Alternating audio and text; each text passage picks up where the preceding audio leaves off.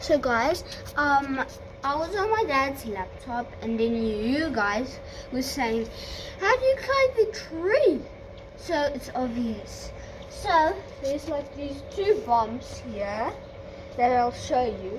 And then I step on this one, then I put my hand here, then I climb like that. Then I'm on.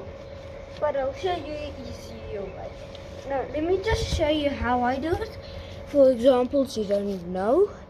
Currently, there's two of these. Then I climb them. Then I hold on to this thing. So like, I climb like this.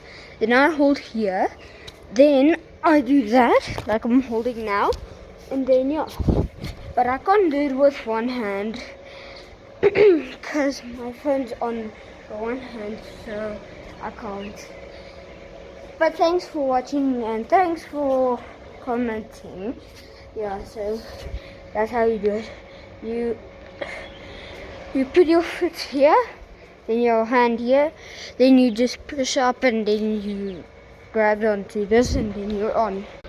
Like this. Then you climb a little bit more up.